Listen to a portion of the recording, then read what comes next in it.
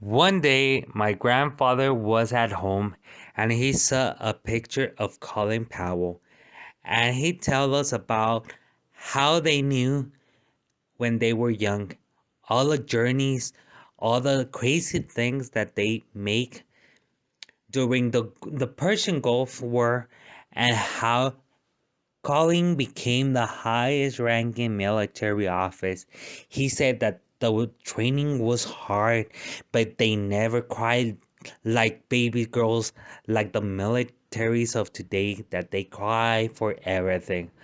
All they treat them like trash just became Collin because he was an African American in the army. But beside all the humiliation they received, they never give up until one day the surprise everybody had was that he became the youngest person in the first American African to hold that position. Oh my, he was good, he was rude, but above all, he was a good friend, my grandpa said. He just had a four-star general for being an excellent and strict military. But for the one who didn't know him, he was the devil.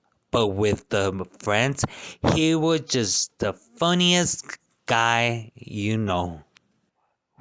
We passed all 30 years in the military career, serving in the Vietnam and working for four presidents. But not everything was work, because when we were in all those places, well, we had some fun, and you know what I'm talking about. Fun and just fun. When we were just chilling, he used to tell me about how his parents were immigrant from Jamaica and how he was raised in the Harlem and the South Bronx of New York City in April 5 of 1937. That day I remember we laughed too much because when he was born,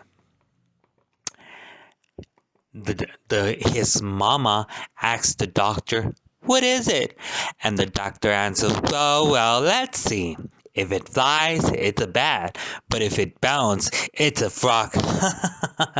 It was just a joke, and the doctor said, I'm just kidding," he said.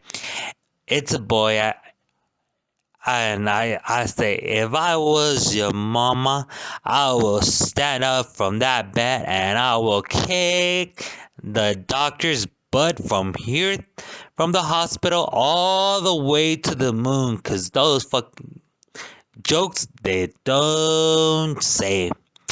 Life was hard for us, but he followed whatever he wanted. He was very, very smart, clever. He studied geology and began a military training. After the Gulf War, Power loved to write. So one day he started writing, and he wrote an autobiography and established an charitable organization. If you ask him for something, he can tell whatever you want to know. It was and how it was. I remember that one day he came to the house and saw all my things all messed up, and he said, "What the hell? How the hell you can find something here, Papa? You better clean all this mess." Later that day in the 2001, Power received a call from the White House. The work to work with the President George W. Bush. Wow, he said, "Oh my God." When he received that call, he was white like a white bread.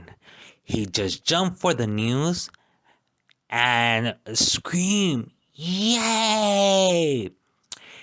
He was going to be the first African American Secretary of State.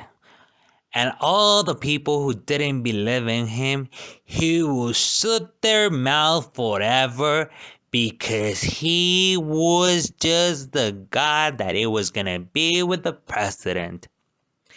Even though with all that charge he was getting, he was my friend and he never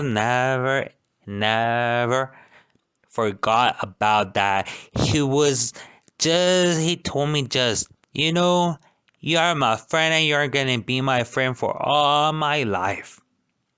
That's the real story that my grandpa say.